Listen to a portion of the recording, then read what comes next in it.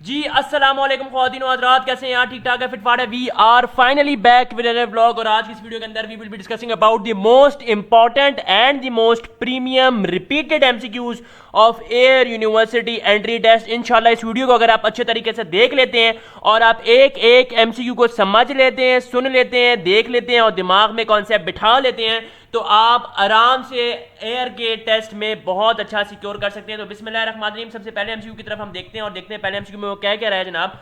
Some of the series के बारे में बात कर रहा है कि जनाब हमारे पास सीरीज है 1 + 1/2 + 1/2 का whole square plus up to so on. हमने सम ऑफ द सीरीज निकालनी है। अब जिसको सम ऑफ द सीरीज का फॉर्मूला आता है वो तो ये सवाल बहुत आसानी से कर लेगा। अब हमें ये सीरीज गिवन है और यहाँ पर कॉमन रेशो अगर देखा जाए तो 1/2। कॉमन रेशो का मतलब क्या है? कॉमन रेशो का मतलब है कि डिफरेंस अगर देखा जाए तो हमारे पास वो 1/2 है।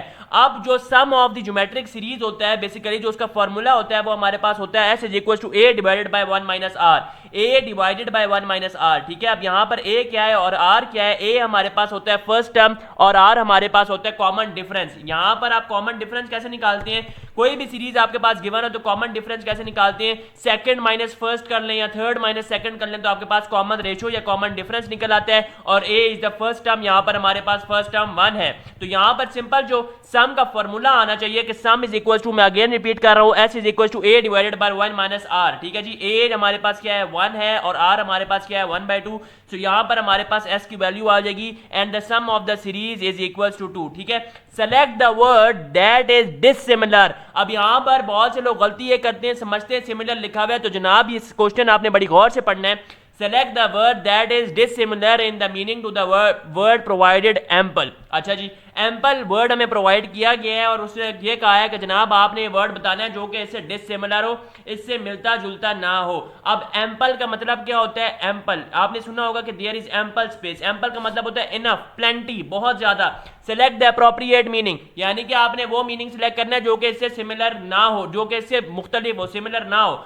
कंप्लीट सिमिलर है, क्वाइट, सपल, इनसफिशिएंट। यानी क्योंकि एम्पल का मतलब मैंने आपको बताया कि सफिशिएंट होता है बहुत ज्यादा मिकदार में, प्लेंटी तो इनसफिशिएंट। यहां पे लिखा हुआ भी है कि ample means having a plentiful और abundant amount of something, whereas insufficient means lacking enough और बीइंग इनएडिक्वेट। अभी तक आप लोगों ने वीडियो को लाइक नहीं किया यार, तो गलत बात है। लाइक वाले बटन को जल्दी से प्रेस कर दो, प्यारा से कमेंट कर दो, क्योंकि ये एमसीक्यूज बहुत इंपॉर्टेंट है। आगे चलते जनाब, नेक्स्ट एमसीक्यू के बारे में बात करते हैं। एम्पल का तो आपको समझ आ गया कि डिसिमिलर मीनिंग हमारे पास इनसफिशिएंट है।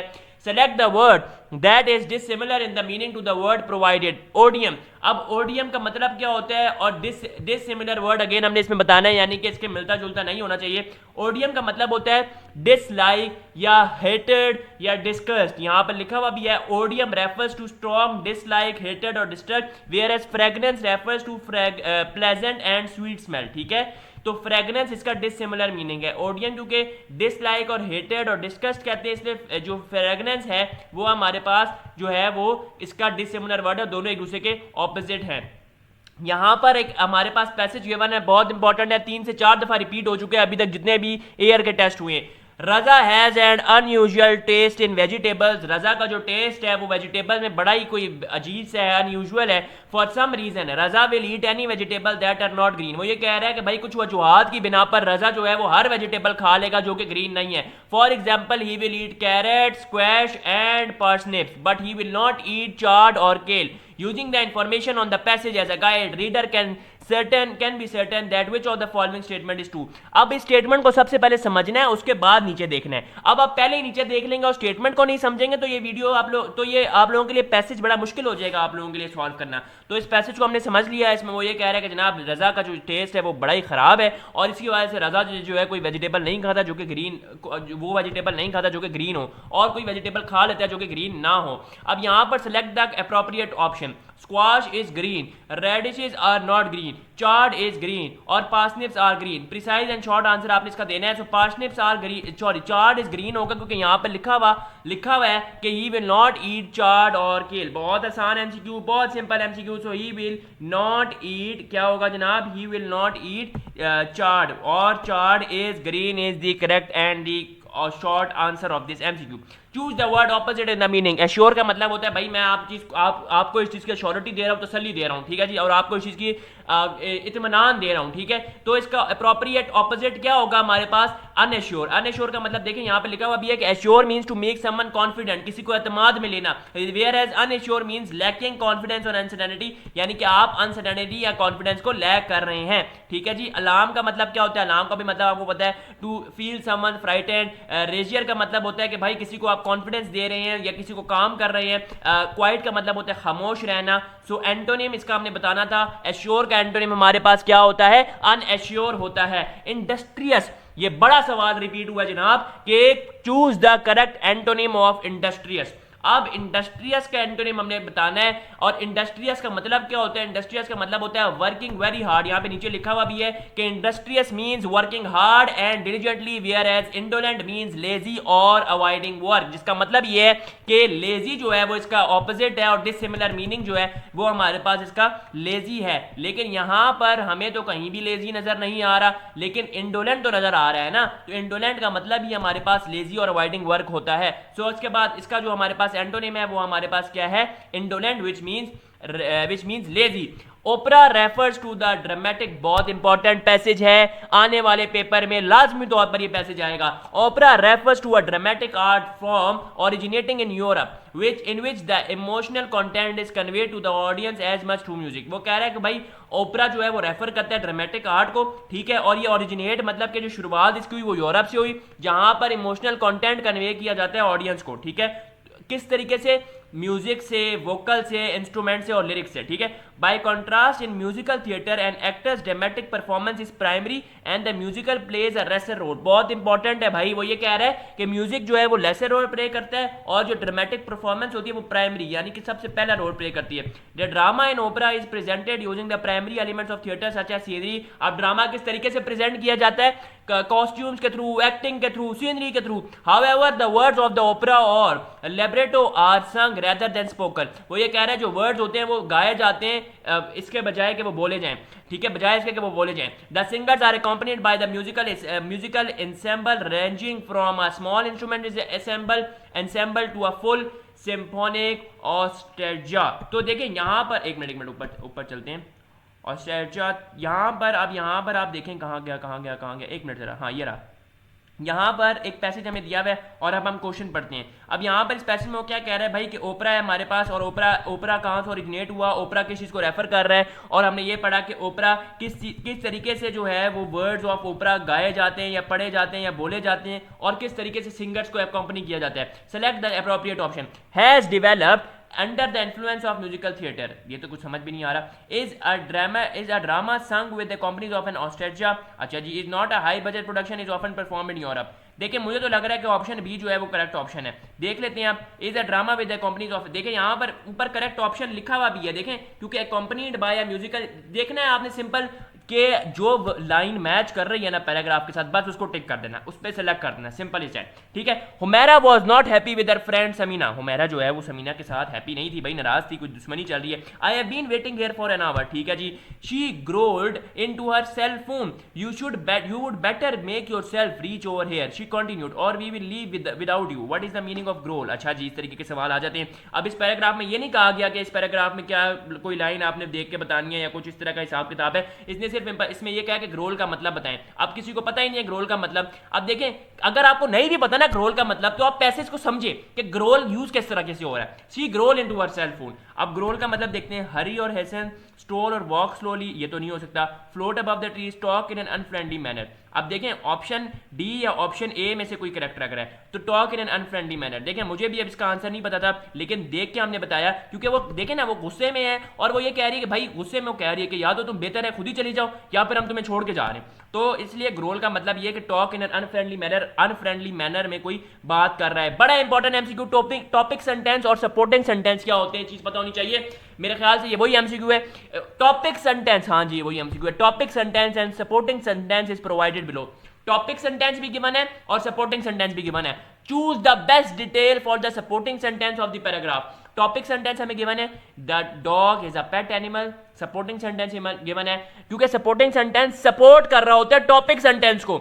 डॉग्स के बारे में बात कर रहा है, डॉग्स को सपोर्ट कर रहा है। डॉग्स आर कार्निवोरस एनिमल्स, ठीक है, कार्निवोरस एनिमल्स, ठीक है। अब यहां पर करना क्या है, choose the best detail, detail बतानी है सपोर्टिंग डिटेल्स की of the paragraph. Opinions, they like eating meat, carnivore की एग्जांपल है, मतलब they are used by police to find the hidden things, they protect us from thieves by guarding the house, there are many kind of dogs in the world. जहां तक मुझे लग रहा है तो ऑप्शन ए जो है वो करेक्ट ऑप्शन है, दे लाइक ईटिंग मीट, क्योंकि देखें this detail support the idea that dogs are carnivorous animals which aligns with the topic sentence. The other options while true statements about dogs do not directly support the idea को support नहीं कर रहे ना, ठीक है, वो है सही कि डॉग्स पुलिस यूज करती है डॉग्स को, ये आगे पीछे। अब आगे देखें, choose the correct synonym of obnoxious. Obnoxious कहते हैं इसको, ठीक है, कुछ लोग ऑब्नॉक्सियस भी कहते हैं, लेकिन obnoxious is the correct pronunciation.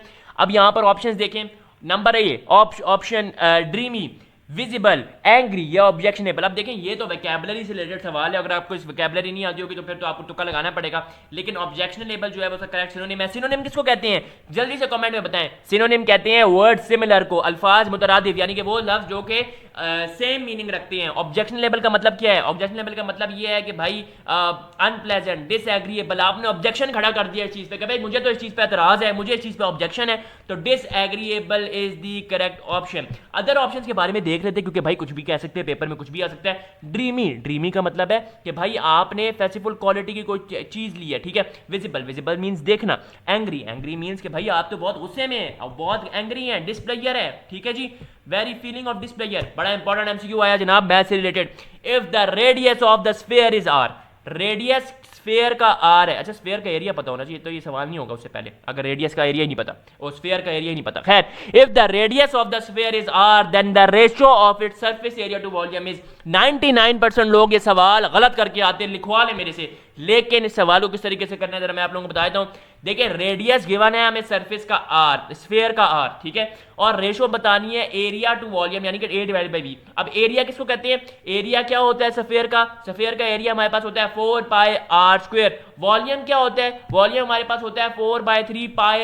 r के ऊपर क्यूब है, ये 3 मल्टीप्लाई नहीं हो रहा, तो ये याद रख लो कि एरिया का स्फीयर का एरिया हमारे पास 4πr² होता है और वॉल्यूम हमारे पास 4/3πr³ होता है। हमने निकालना क्या है, रेशो निकालनी है, एरिया डिवाइडेड बाय वॉल्यूम, क्योंकि ऊपर देखो क्वेश्चन में आप लोगों को पढ़ाता हूं, क्वेश्चन में लिखा हुआ है कि find the ratio of its surface area to volume. Surface area मतलब A, वॉल्यूम मतलब V, तो A डिवाइड बाय V करेंगे आपके पास आंसर आ जाएगा 3/r। कैसे आया 3/r, सिंपल देखो ये r² है, r³ है, डिवाइड में एक r बच जाएगा, पाई से कट जाएगा, 4 से कट जाएगा, सो 3/r is the correct option, क्योंकि ये 1 डिवाइड बाय 1/3 है तो 3 ऊपर आ जाएगा, इसका मतलब 3 ऊपर आ जाएगा। So the ratio of surface area to the volume of the sphere is 3/r। 3/r is the correct option of this MCQ. आगे चलते हैं जनाब, बहुत इंपॉर्टेंट एमसीक्यू आ गया भाई, x की वैल्यू निकालनी है। सिंपल है लेकिन लोग गलती कर देते हैं। सॉल्व फॉर x, 0.2 को पहले अंदर जाके मल्टीप्लाई करो या एक्सपैंड कर लो इक्वेशन को, क्या हो जाएगा 0.2x multiply minus 0.6 plus 0.3 is equal to 4.5। यहां से x की वैल्यू को एक साइड पर करो और बाकी कांस्टेंट्स को इज इक्वल टू के राइट साइड पे ले जाओ। यहां पर देखो तो 0.2x इक्वल टू 48 किया, अब यहां पर ऐड क्यों किया, 0.3 ऑन बोथ साइड्स ऐड नहीं किया, बेसिकली उसी को उस साइड पे लेके गए भाई, एक ही बात है, ठीक है। अब यहां पर सिंपल x की वैल्यू हमारे पास आ जाएगी 24। कितना आसान तरीके से मैंने ये सवाल आप लोगों को सॉल्व करवा दिया। नेक्स्ट एमसीक्यू के बारे में बात करते हैं। लाइक कर दो यार, अभी तक स्क्रीन को लाइक नहीं किया तो। इक्वेशन ऑफ द नॉर्मल, अच्छा जी ये सवाल बड़ा इंपॉर्टेंट है, काफी दफा रिपीट हुआ है, आने वाले पेपर में भी आएगा। कह रहा है जनाब the equation of the normal to the curve, normal to the curve की equation at point this. Equation हमें गिवन है, ठीक है, इक्वेशन हमें बतानी है, कर्व की इक्वेशन हमें गिवन है, ठीक है। x² + y² equal to 25। कैसे करेंगे, देखो डिफरेंशिएट करो, जब भी ये चीज बतानी हो equation of the normal differentiate करना है, सिंपल और सिंपल डिफरेंशिएट करना है। x² को डिफरेंशिएट करोगे क्या आएगा 2x, y² को करोगे क्या आएगा 2y, कांस्टेंट की डिफरेंशिएशन क्या होती है 0, तो हम आपके पास क्या बचा, देखो 2x + 2y into divide by dx equal to 0, ठीक हो गया, ये चीज समझ आ गई आप लोगों को। अब यहां से आप 2 कॉमन ले लो, 2 कॉमन ले लो, उधर जाके डिवाइड करोगे खत्म हो जाएगा, ठीक है। आपके पास बचा क्या, x + y into divide by dx, ठीक है, डिवाइड बाय dx एक साइड पे रखो, x को उधर ले जाओ, -x डिवाइड बाय y। अब यहां पर जो पॉइंट्स हमें गिवन है ना x y के ऑर्डर्ड पेयर, जिसको हम कहते हैं ऑर्डर्ड पेयर कहते हैं इसको, ठीक है। यहां पर आपको पता ही है कि एब्सिसा किसको कहते हैं और ये ऑर्डिनेट किसको कहते हैं, लेकिन ये ऑर्डर्ड पेयर है, ठीक है। अब इस ऑर्डर्ड पेयर में पहली वैल्यू x की है, दूसरी वैल्यू y की है, x की वैल्यू पुट करो, y की वैल्यू पुट करो। इस वीडियो को लाजमी तौर पर उन दोस्तों के साथ शेयर करो जिनका ईयर में टेस्ट है, ताकि उनका भी भला हो, ठीक है। सिंपल आपने क्या किया, नॉर्मल का स्लोप निकल आया आपके पास 3/4, ठीक है। अब ये पॉइंट पॉइंट स्लोप फॉर्म, ठीक है, पॉइंट स्लोप फॉर्म। तो सिंपल आपने पॉइंट स्लोप फॉर्म में क्या किया कि आपने इक्वेशन बतानी है ना, इक्वेशन की फॉर्म में। अभी तो आपके पास सिर्फ नॉर्मल आया है, नॉर्मल स्लोप आया है, अब आपने पॉइंट स्लोप फॉर्म करना है। तो y-3 अभी कैसे हुआ है y-3? कोई मुझे बता सकता है जल्दी से कमेंट सेक्शन में? बहुत आसान तरीका है, एक सब्स्टिट्यूशन हमने की है, बहुत आसान है। जल्दी से बताएं मुझे कमेंट सेक्शन में। सिर्फ सब्स्टिट्यूशन किया है और मल्टीप्लाई बाय 4 को तो चलो मिस कराओ, सिर्फ सब्स्टिट्यूशन की। जल्दी से मुझे बताएं विच ऑफ द फॉलोइंग करेक्टली, अच्छा जी बड़ा important, which of the following is correct? Find the area of the region bounded by the graph x square plus 2. Find the area और axis of the lines हमें given है, आपको limits given है -1 से 2। तो simple आपने क्या करना है, ये देखो आपको इंटीग्रल पता लग गया, इंटीग्रल का साइन डाला, -1 लोअर लिमिट है, 2 अच्छा जो भी माइनस में जो छोटी वैल्यू होती है वो नीचे आती है लोअर लिमिट, जो बड़ी वैल्यू होती है वो ऊपर आती है अपर लिमिट। वो अंदर लिख देना x square plus 2 dx। dx क्यों लिखा विद रिस्पेक्ट टू x है क्योंकि x स्क्वायर है। तो सिंपल आपने इसको इंटीग्रेट करना है, इंटीग्रेट करने के बाद आपने अपर वैल्यू और लोअर वैल्यू की लिमिट फाइंड आउट करनी है। इतना बच्चों वाला सवाल देखा, 2 की इंटीग्रेशन क्या होती है ये तो अब बताने से मैं रहा नहीं। 2 की इंटीग्रेशन होती है 2x, यहाँ पे मैंने लिख दिया 2x, ठीक है। x स्क्वायर की इंटीग्रेशन क्या होती है, x स्क्वायर है ना फंक्शन साथ डेरिवेटिव, तो आपकी क्या होगी x cube divided by 3, x cube divided by 3, ये देखो यहाँ पे लिखा है x क्यूब डिवाइडेड बाय 3। बहुत आसान है यार, ये बहुत आसान सवाल आते हैं, लेकिन अगर आप समझ के नहीं करेंगे तो ये सवाल बहुत मुश्किल है। अच्छा जी ये सवाल काफी ज्यादा रिपीट हुआ है, बच्चों को पता ही नहीं होता। If x square plus 1 is equal to 0 then x is equal to what? अब देखें x square plus 1 is equal to 0, x की वैल्यू निकालनी है। सिंपल आपने लिखना है पहले x square plus 1 is equal to 0, 1 को उधर ले जाओ -1 हो गया, अंडर रूट लो तो प्लस माइनस। अब देखो यार अंडर रूट ऑफ -1 किसके इक्वल होता है, अब आपको ये भी नहीं पता तो फिर तो आप मुझे लगता है रिपीट करो first year second year. Under root of -1 is equal to iota, so plus minus iota is the correct option of this MCQ. HCF निकालना है जनाब, इक्वेशंस का एचसीएफ के बाद भाई ये कैसे निकलेगा, ये तो बड़ा मुश्किल काम है। इक्वेशन का नंबर होते तो मैं तो निकाल लेता भाई, मैं आपको बताता हूँ ना। एचसीएफ देखो कि आपके पास दो इक्वेशन है, एचसीएफ निकालना है 10x स्क्वायर वाई स्क्वायर, ये x स्क्वायर है ठीक है, 2 मल्टीप्लाई नहीं हो रहा, पावर में है, ये पावर का साइन डला हुआ है। 10x square y square minus and 30x cube y cube. अब 10x स्क्वायर वाई स्क्वायर है, 10 को ब्रेक करो, 10 को कितना ब्रेक करोगे 2 इंटू 5, 30 को कितना ब्रेक करोगे 30 का एलसीएम लो 2 इंटू 3 इंटू 5, ठीक है जी 30 बन गया ना, 5 3 15 15 टू 30। अब यहाँ पर नीचे अब आप लोगों ने क्या करना है, कॉमन फैक्टर आइडेंटिफाई करो, क्या क्या कॉमन है। 2 कॉमन आ रहा है, 2 कॉमन आ रहा है, 5 कॉमन आ रहा है, 5 कॉमन आ रहा है, 3 कॉमन आ रहा है, 3 कॉमन नहीं आ रहा, और क्या क्या कॉमन आ रहा है, x square y square common आ रहा है, ठीक है जी, बट वाई क्यूब और एक्स क्यूब नहीं आ रहा। तो क्या बनेगा कॉमन, देखो हाईएस्ट कॉमन फैक्टर लेते हैं ना, तो सिंपल आपने क्या करना है 2 कॉमन आ रहा है, जो चीजें कॉमन आ रही है बस उनको लिख लो। 2 कॉमन आ रहा है ठीक है, आ रहा है, 5 कॉमन आ रहा है, 3 कॉमन आ रहा है नहीं आ रहा, एक्स क्यूब कॉमन आ रहा है नहीं आ रहा, एक्स स्क्वायर कॉमन आ रहा है नहीं है, वाई क्यूब कॉमन आ रहा है नहीं आ रहा, लेकिन इनकी लोएस्ट पावर तो कॉमन आ रही है ना, क्योंकि देखो एक्स क्यूब और वाई क्यूब है और वाई स्क्वायर और एक्स स्क्वायर है, लोएस्ट वाली पावर कॉमन आएगी क्योंकि वो बड़ी पावर है इसलिए, ठीक है। तो ये आपके पास सिंपल आंसर बन जाएगा।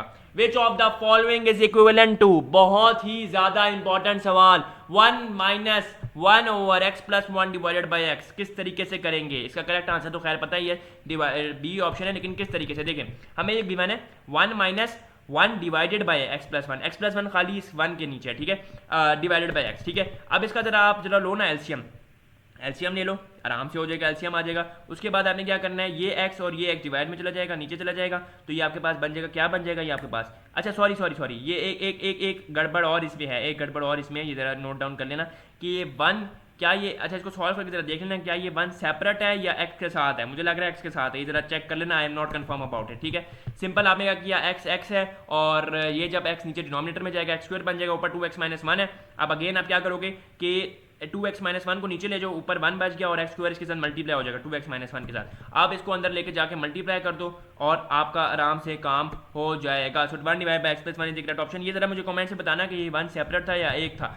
अच्छा जी, प्रॉपर्टीज लाजमी तौर पर आप लोगों ने करके जानी है, चाहे वो कम्यूटेटिव है, चाहे वो एसोसिएटिव है, चाहे वो डिस्ट्रीब्यूटिव है, चाहे वो एडिटिव है, ठीक है। तो अब यहाँ पर आप देख सकते हैं कि ऑप्शन हमें दी हुई है, ये वैसे हमें नजर भी आ रहा है कि ये आपके पास कौन सी प्रॉपर्टी है, अभी देख लेते हैं। खैर ऑप्शन आपके पास देख सकते हैं, ये डिस्ट्रीब्यूटिव लॉ है, एसोसिएटिव है, कम्यूटेटिव है या बोर्ड मैथ है।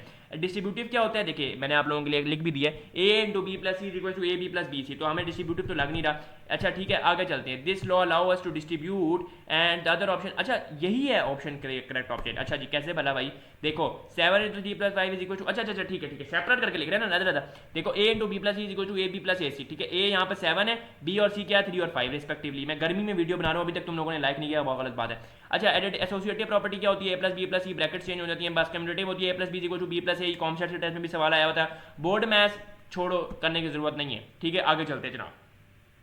The sum of the series, again sum of the series निकालनी है। ऊपर भी हमने कहीं सम ऑफ द सीरीज निकाली थी, इफ यू नोट इट, ठीक है, लेकिन हमने किस चीज की निकाली थी वो भी आप लोग जरा देख लेना, ठीक है। उसमें हमारे पास फ्रैक्शन से 1/1 + 1/2 + 1/2 का होल स्क्वायर। खैर यहाँ पर हमें सम ऑफ द सीरीज निकालना है 2 3 4 प्लस अप टू 20, ठीक है। यहाँ पर फर्स्ट टर्म क्या है 2, कॉमन डिफरेंस क्या है, कॉमन डिफरेंस किस तरह से निकलता है ये भी आप लोगों को पता ही है। कॉमन डिफरेंस वैसे यहाँ पर क्या है 2 3 4 चलता जा रहा है ना, तो कॉमन डिफरेंस यहाँ पर 1 है। खैर फर्स्ट टर्म हमें पता है क्या है 2, लास्ट टर्म हमें पता है क्या है 20। वहां पर हमें लास्ट टर्म नहीं पता थी, वहां पर हमें लास्ट टर्म नहीं गिवन थी। खैर ये अरिथमेटिक सीरीज है, कैसे, क्योंकि आप ये देख सकते हैं कि 2 + 3 + 4 अप टू 1 + 20 फर्स्ट टर्म हमें गिवन है, लास्ट टर्म गिवन है, नंबर ऑफ टर्म्स भी गिवन है 2 से 20 तक नंबर ऑफ टर्म्स कितने बनते हैं 19 बनते हैं ना, ठीक है 19 बनते हैं। तो सिंपल, अच्छा कैसे निकालते हैं ये, last term minus first term plus 1, यहां से नंबर ऑफ टर्म्स निकलती हैं, ठीक है, since there 19 terms in the series. और ये फॉर्मूला लगाना है n/2 * a + l।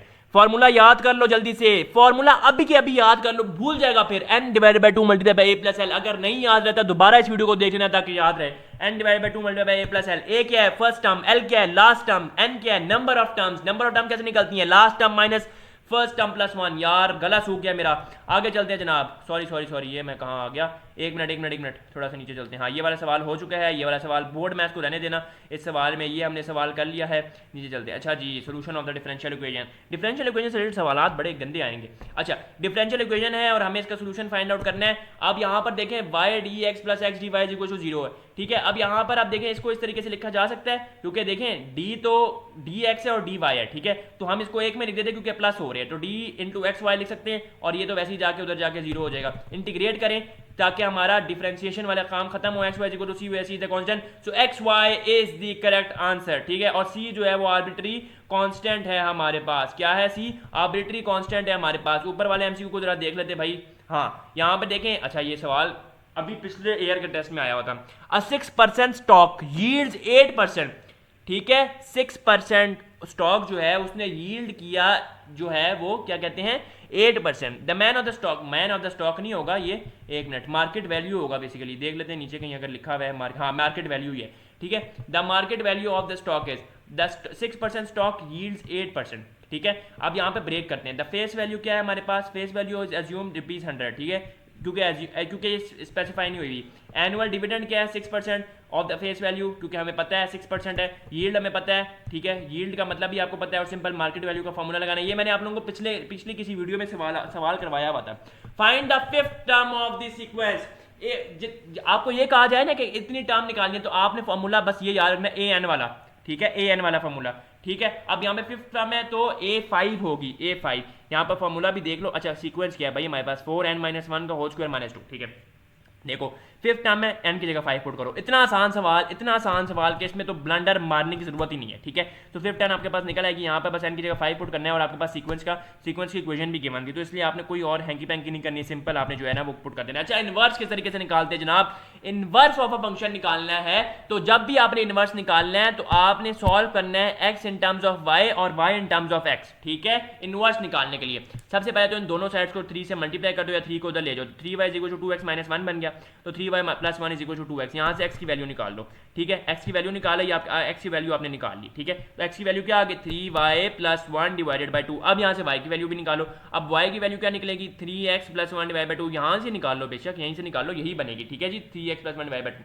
आप देखो so the inverse of the function y = 2x + 2x - 1 / 3 = 3x + 1 / 2। इतना आसान काम, स्वैप करना है, स्वैप। पहले x को इन टर्म्स ऑफ y लिख दो और x और y को स्वैप कर दो, बहुत आसान। ये सवाल एनटीएस में इतनी दफा रिपीट हुआ है, बहरिया के टेस्ट में इतनी दफा रिपीट हुआ है, एयर के टेस्ट में इतनी दफा रिपीट हुआ है कि भाई सप्लीमेंट्री एंगल कौन से होते हैं। अभी मैं सारी चीजें समझाऊंगा इसमें आपको, ताकि हो सकता है वो ये कहते हैं सम ऑफ 3 एंगल्स 180 है, तो ये कौन से एंगल्स है, ठीक है। देखो अब ये कह रहा है कि the sum of measure of 2 angles is rupees कह रहा हूं is 90 degree, then the angles are called complementary angles. Complementary angles correct option है, लेकिन मैं आपको बाकियों के भी बताता हूँ। सम ऑफ द 2 एंगल्स 90 है तो कॉम्प्लीमेंट्री होता है। अगर तो 3 एंगल्स का सम 180 है या 2 एंगल्स का सम जो भी है, सम 180 है तो सप्लीमेंट्री होता है, ग्रेटर देन 180 है तो रिफ्लेक्स होता है, ठीक है जी। अगर उसकी साइड कॉमन है और वर्टेक्स भी कॉमन है तो एडजेसेंट एंगल होता है। लेकिन ये इस तरह का सवाल नहीं आएगा, इतना मैं बता दूं, सप्लीमेंट्री, कॉम्प्लीमेंट्री और रिफ्लेक्स का पता होना चाहिए। अगर तो 90 है तो कॉम्प्लीमेंट्री, 180 है तो सप्लीमेंट्री, ग्रेटर देन 180 है तो ये रिफ्लेक्स एंगल कहलाता है।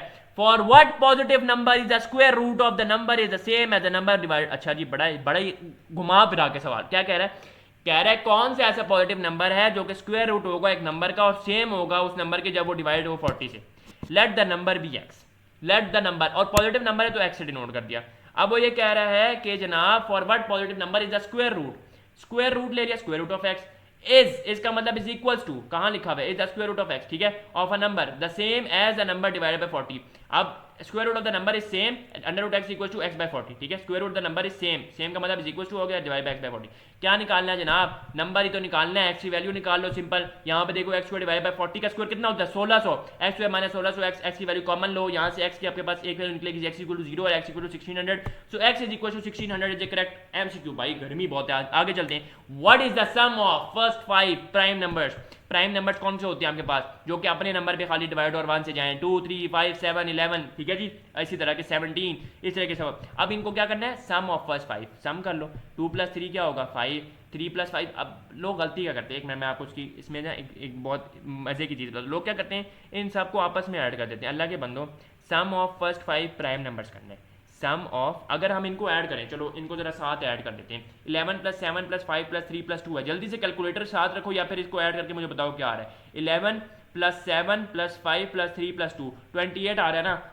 इस तरीके से भी हो जाएगा सवाल, ठीक है, इस तरीके से भी आराम से सवाल हो जाएगा, ये लंबे चक्रों में पढ़ने की जरूरत ही नहीं है।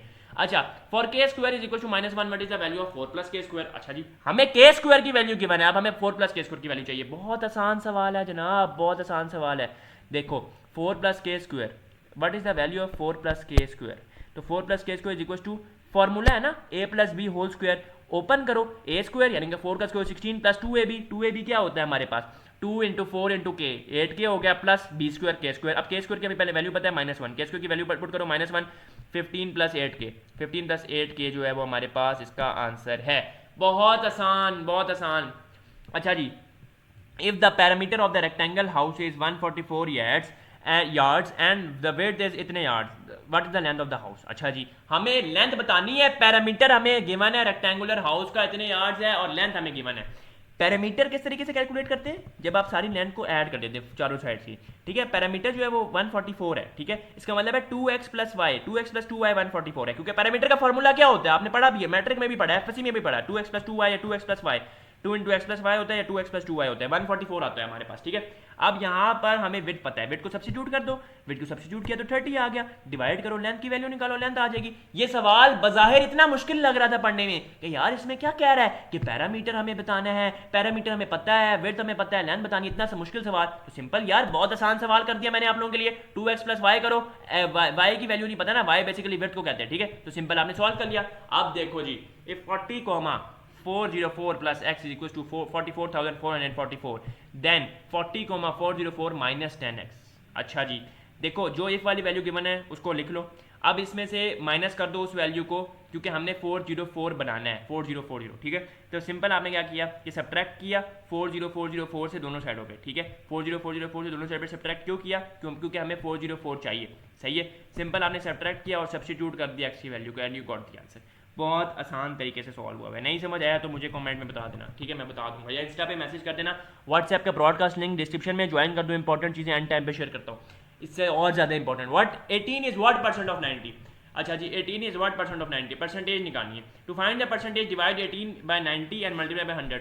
सो 18 को 90 से डिवाइड किया, मल्टीप्लाई बाय 100 किया तो 20%, 18 इज 20% ऑफ 90, यानी कि 18 जो है वो 90 का 20% है, सही है।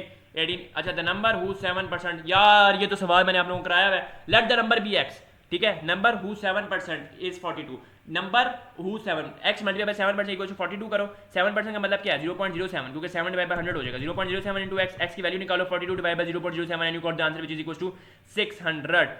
फैक्टराइज द पॉलिनोमियल, बहुत आसान। देखो 2x² - 98 है ना, 2 कॉमन लो, x² - 49 बचेगा, x² - 49 को क्या लिख सकते हो, देखो x + 7 x - 7, क्योंकि देखो a² - b² है ना, तो a + b × a - b, तो सिंपल आपने इसको सॉल्व किया और आपके पास आंसर आ गया 2 × x + 7 × x - 7। ये बहुत इंपॉर्टेंट वीडियो है आप लोगों के लिए, अगर आप इस वीडियो को गौर से देखते हैं और वर्थ देते हैं, बाद में नहीं कहना कि बाद भाई आपने एमसीक्यूज नहीं बताए थे, इसी से रिलेटेड एमसीक्यूज आने को मिलेंगे आप लोगों को पेपर में, और यही कॉन्सेप्ट लगेगा। ये वीडियो को बहुत ज़्यादा इंपॉर्टेंट है आप लोगों के लिए, इस वीडियो को लाजमी तौर पर गौर से देखना। आपसे मिलेंगे नेक्स्ट वीडियो में, टिल देन टेक केयर, अपने भाई का ख्याल रखो, अल्लाह हाफिज़।